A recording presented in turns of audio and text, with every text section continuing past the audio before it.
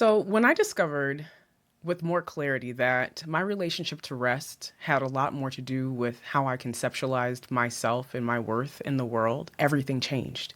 And as I work with women who are honestly well paid, though, let's be real, we should all be compensated more as women in this world, but that's a video topic for another day.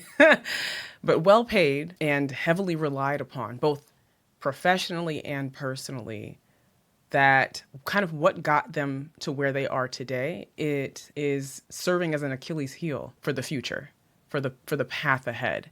And I wanted to talk about this today and see what new reframing that I can offer to help us shift our relationship to rest and really to begin to experience restfulness with an approach that is more clear-minded and accurate to like what's actually going on.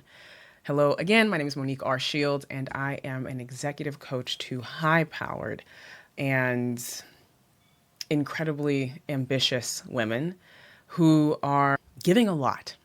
Okay. And the most common complaint, the chief complaint that I hear from nearly every woman that comes to work with me, I don't even know why I say nearly, because it is every woman who comes to work with me, is that she's tired.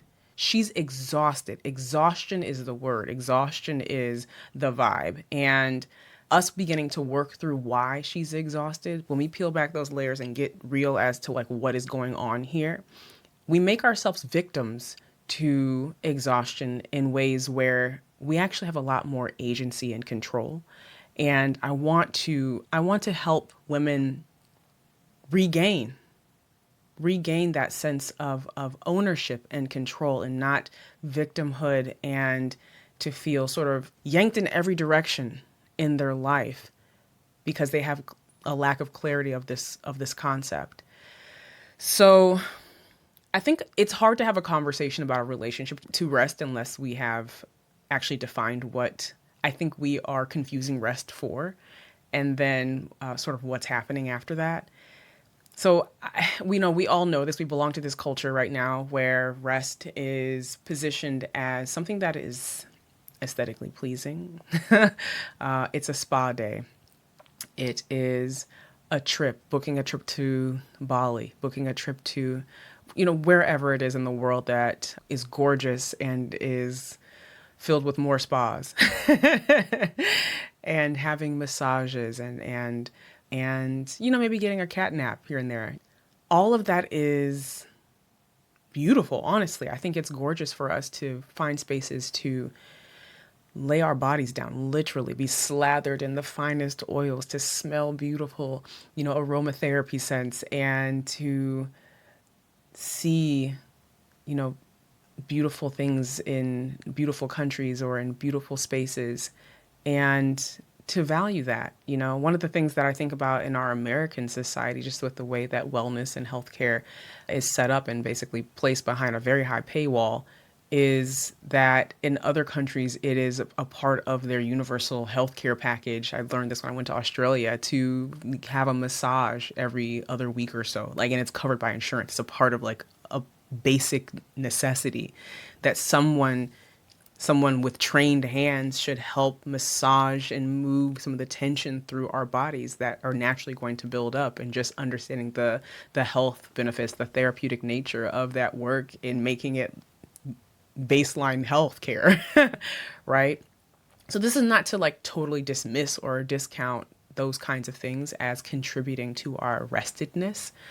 Howsoever, you know what it's like when you go on a vacation, and even a vacation that is like, okay, I'm not booking all the things, I'm not doing a million excursions. This is meant for restoration. Even when you go to a retreat that is literally a wellness retreat, to go and get still and do yoga and do the meditations and get the beautiful massages and eat really, really well and sleep in and commune with wonderful people, that the results are so fleeting. As soon as you come back, you know what happens.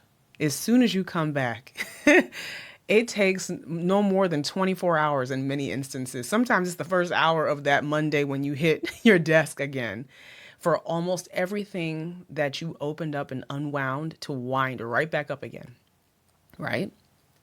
So we have to begin to ask ourselves at some point, is it the location? Is it the external practices, that I'm doing or not doing more consistently? Or is it both something more systemic? Yes, that exists around me, but then also something that is a globalized kind of nature within myself.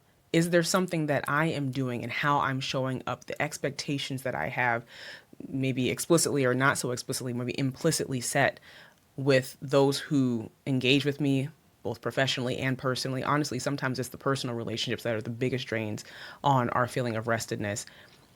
Is it me? Am I the common denominator? And again, this does not excuse all of the incredibly strong headwinds that come from the systemic barriers that are placed in our way around rest. Like, this is, we cannot overstep that. We cannot overlook that as a major contributing factor as to why we are so tired. We're all so tired because there is a system around us that is designed to have us laboring and consuming with anxiety, and to have us just overstimulated at all times to keep us distracted, right? I'm not going to get into all that here, but we have to acknowledge that that is existing around us in really, really meaningful ways, of course. And we got to do something. We have to take up agency where we can, and where we can is inside our minds and how we are thinking and with the actions that we choose to take, right? So what I believe rest is I think the rest that we're actually searching for is one that is very much connected to regeneration. You want to feel restored. You want to feel restored in such a way that it's not like, again, there's no end state to whatever it is that we want to experience in life. You're not going to arrive at restedness and stay there forever. But being in the act of regeneration space to regenerate both our bodies, not both, really our bodies, our minds, our spirits, our imaginations, right? To regenerate our capacity for things like compassion. Where do we have the space to do that? So I think that space for regeneration, for rejuvenation, is what we're really searching for, and that adds to our experience of peace in our life. And so I want that for all of us. I have fought for that and continue to fight for that for myself. I'm going to obviously tell some stories. Y'all know I love a little story time in these videos. But one of the things that I have come to find to ring true in every instance of my life where I'm finding that I'm hitting the headwinds, that I can see that there's an upstream battle here, that there's a pattern or it's existing where every time I feel like I'm doing the restful thing, I come right back to what is actually real life. And actually, I am not rested. In fact, I am maybe even more exhausted because I had a taste of freedom. I had a taste of the restedness, and now I'm back in the dumps and it hurts even more. It's almost like I was numb to it before. Now I really can tell. I can see the distance between my rested self and my worn out, worn down, exhausted self. And yeah, what I've learned is that I don't need to face that alone. I not only do I not need to, it's actually critical that I don't. It's actually critical that I get help because, as I said before, all of these systemic, environmental, social, political, financial, like all of these factors are set up to work against me finding pockets for rejuvenation, for rest, for even being able to identify them for myself, to even find the space, the structure to slow down, to think about what would rejuvenate me. Do I even know anymore? Because I haven't invested much in that area. So one of the things that I will share as a story about rest for me, both physically and as a connection to this point around finding help and actually really humbling myself to admit that I don't have all the answers. I can't hold all of the expertise in the world, and that I should stop trying to DIY or just like cope and fake hack my way into the results that I want to see, the life that I want to lead, and the feeling that I want to have. So after having my second baby, right?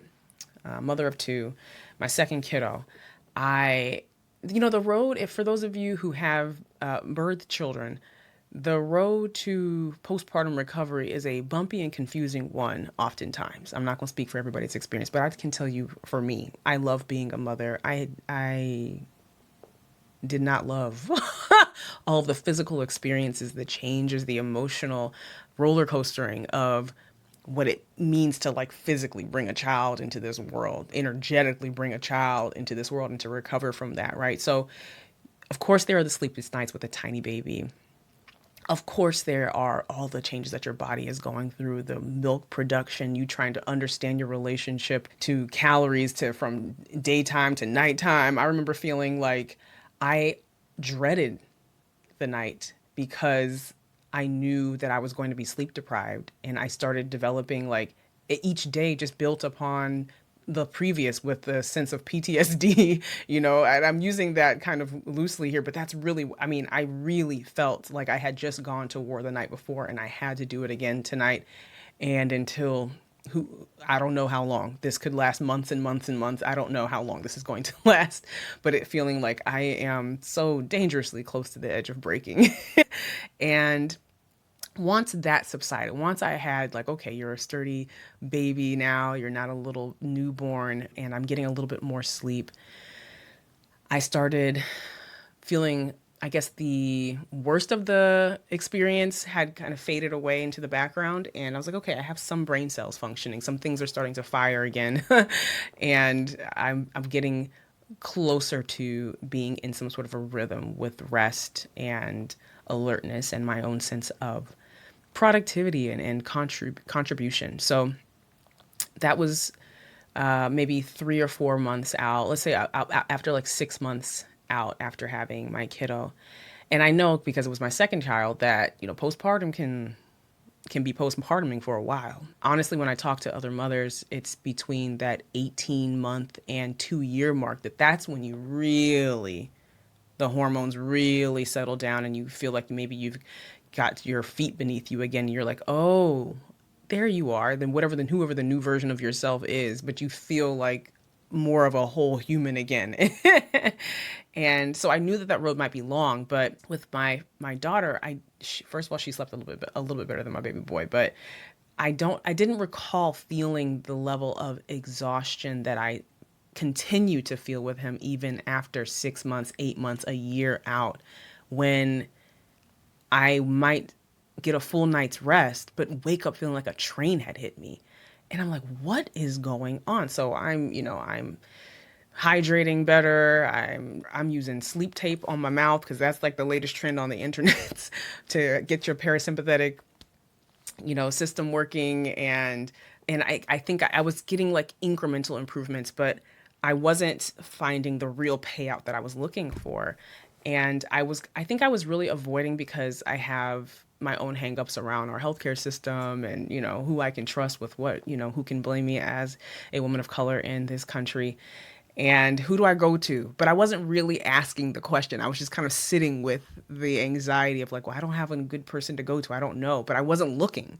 And so eventually I said, girl, you have a life to live, a business to grow, a marriage to tend to, children to care for, friendships to nurture. Girl, we get some help. Get on the internet. Just get on the internet.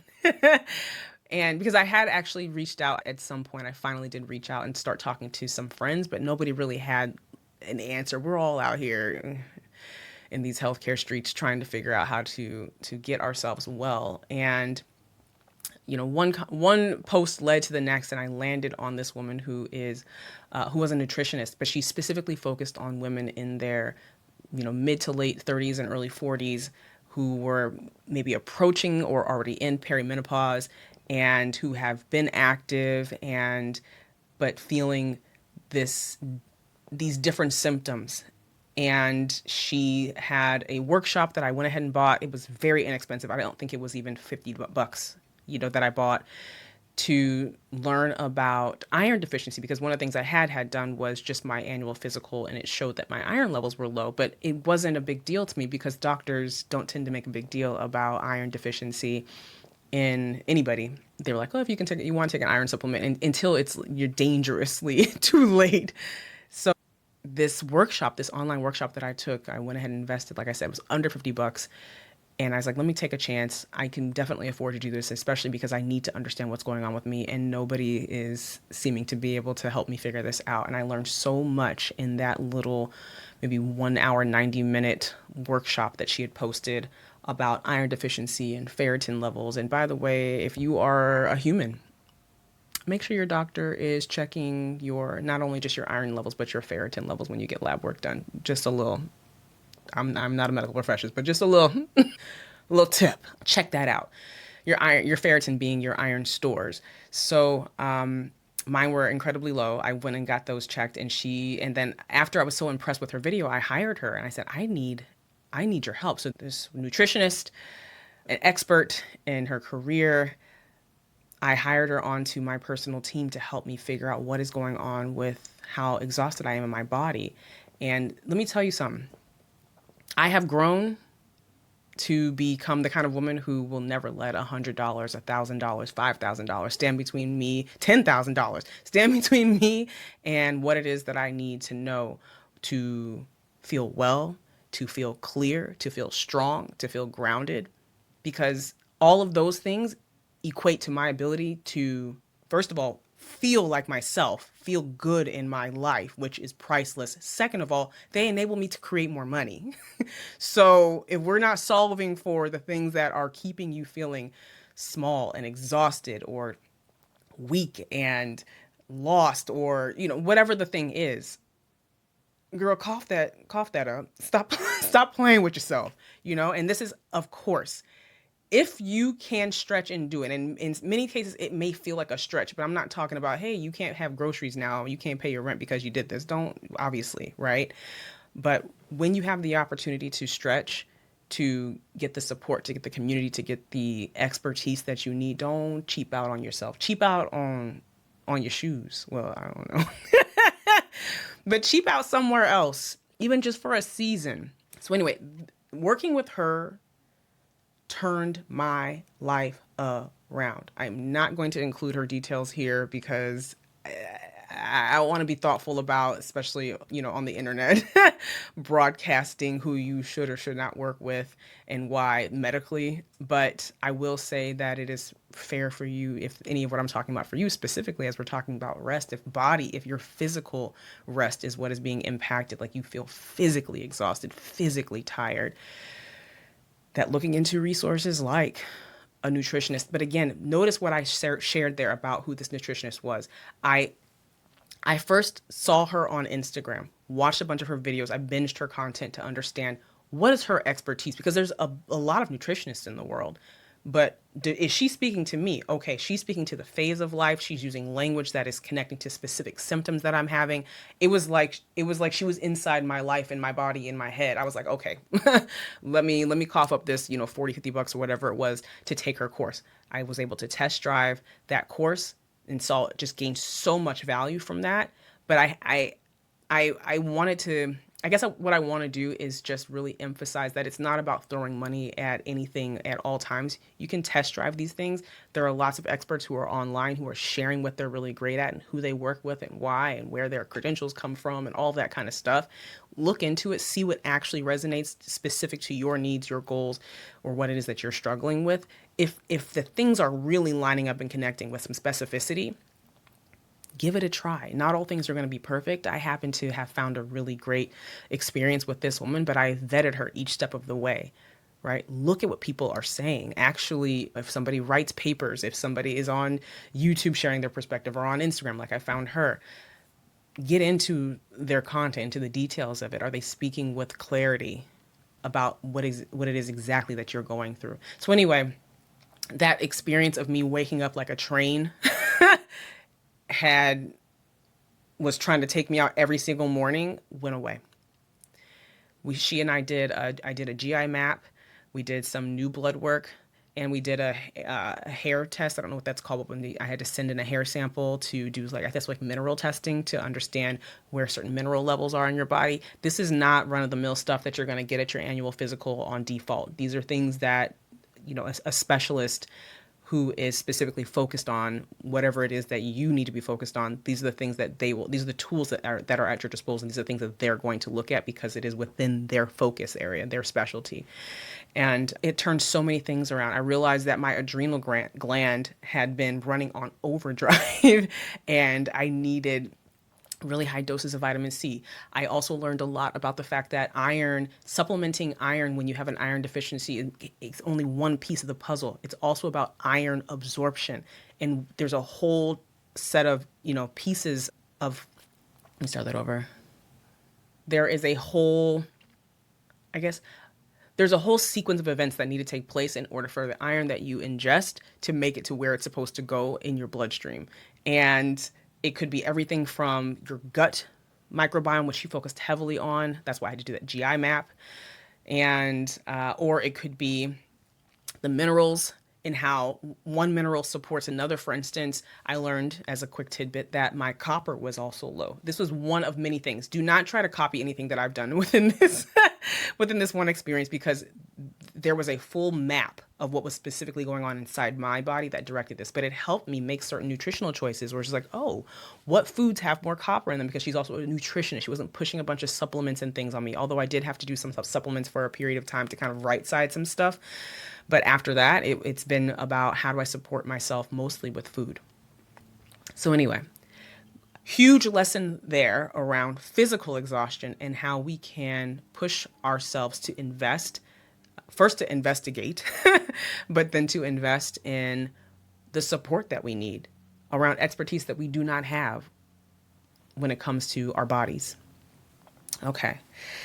So there's the body. Now I want to talk about the mind. That's a little more my arena, okay? As an executive coach to women who are, as I said, they have constructed professional brands, professional reputations for being reliable, which means they are heavily relied upon. This also tends to flow outside of their workplace, out of their work zone. It's also a part of how they have set up their friendships, how they have set up their relationship with their family. They're the rocks in their family. They're the ones kicking back money or moral support, or, whenever something hits the fan, the family always calls them to help figure it out, right? The eldest daughters of them all, and some of y'all are or maybe not in the birthing order, the eldest, but you're kind of functioning as one.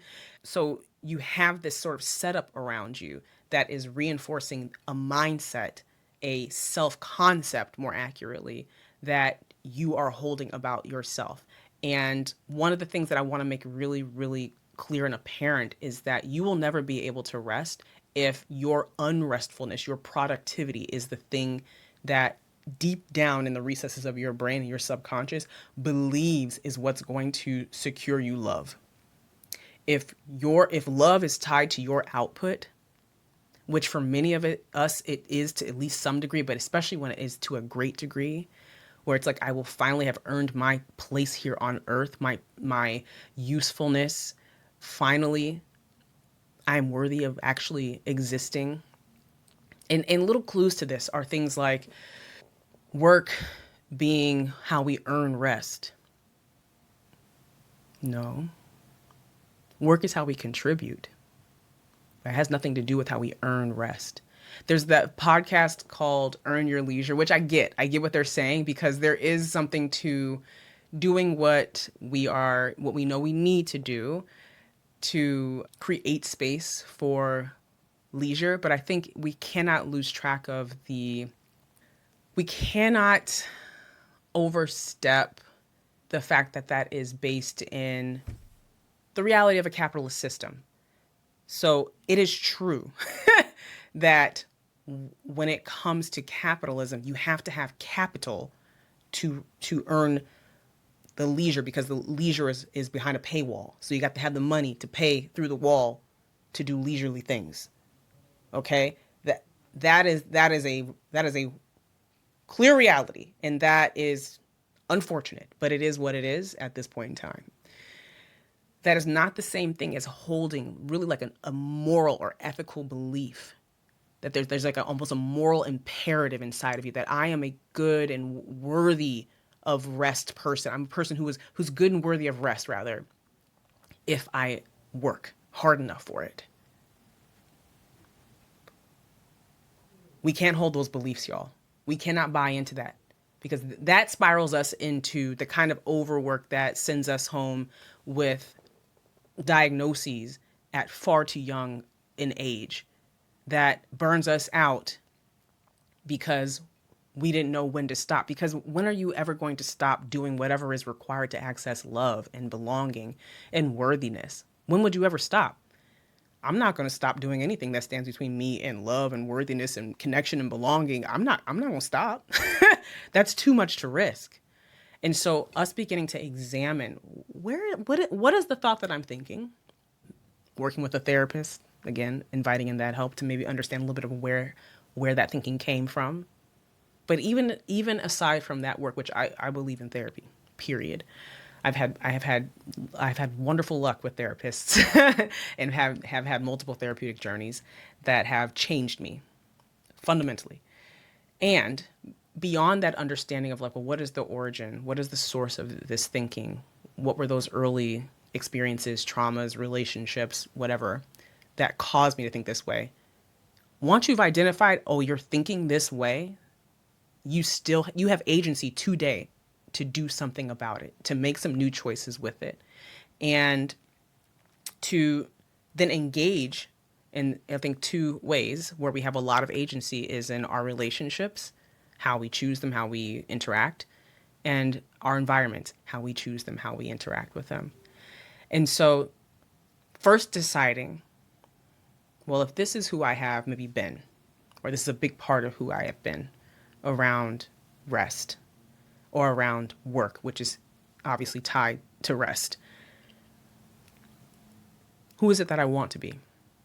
What kind of woman am I deciding to be when it comes to rest?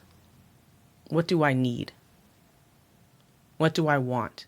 And even if you don't even know how to answer the questions, what do I need or what do I want? What help am I willing to get to help me answer the questions, what do I need and what do I want? We're walking through life not knowing what we need or want as it comes to the restoration and wholeness of our bodies, minds, and spirit. That's a problem. What kind of life are you living? Can we consider that living? So this is about taking the reins. And if it is about getting help to help you land on those definitions, do that. Do that. But once you have some semblance even of what it is that you need, what it is that you want, how can you begin to start expressing that both through your actions and through your words so that people begin to get trained, that environments begin to get shaped by who you truly are in your most rested self, in your most rejuvenated self, in the version of you, again, you have to decide, that has spaciousness to think. So one quick example from my own experience, right? When I worked at a startup for 4 years, I was helping to build and work at this startup within the mental health industry, but it was still really early on. And it's a startup. I think that team did the best that they probably could have within the constraints of, hey, we're trying to build a venture-backed startup that needs to grow really fast, but we also have to try to honor what mental health looks like internally before we, claim to be selling our services externally. So there was a lot of tension there and a lot of balancing that had to happen. But at the end of the day, I was on the leadership team and there were just a lot of things that had to happen. So when I looked at my calendar, as color-coded and as beautiful as I tried to make it, it was packed, honey. It was packed, honey. And in my individual experience, as this is where I had my first child, as a new mom there, coming back and my calendar now not only being filled with meetings and, work blocks and all the things that, are required for me to get my work done, it was also pumping milk breaks and checking in with the child care and the school events and stuff like that. Well, she wasn't in school yet, but the doctor's appointments, that's probably a lot more accurate. So my calendar looked crazy. It looked wild. It looked like a woman who has no time to think. And that's what I would often feel like. I would have these weeks where it was just like, where am I supposed to, I'm doing all this work and where am I thinking? Where do I have space to think? And it's different when you are maybe younger or don't have like a little child at home or haven't had kids at all. Or for those of you who have maybe certain, health impacts that make energy less consistent. It's different when you don't have those kinds of things eating away at your energy. You can find that capacity. You can find that midnight oil. You know what I mean? And I was moving to the other side of that life. Like I used to be able to tap into some midnight oil, and I've never been sort of the late night, grind it out all night, pulling all nighters, and I've never been great at that. Even in college, I was just like, I don't get this life, but I need my sleep because I can't think. I don't function well, but I really couldn't in this stage of life with this baby because it was like I've got to go home and do nighttime routine. And now we're thinking about meals. It wasn't just like, oh, me and my husband just eat whatever. Like we're thinking about nutritious meals, both for me as someone who is producing milk for this baby and all this stuff, but also just getting into a habit of like, I'm now preparing bottles. And like, as she started getting on solid foods, and, there's just more to do. So I couldn't push out the thinking or this additional work to at the end of the day, and I'm also spent by then anyway, so the thinking's no good, at least for me. I'm not a night owl. I'm a morning person, so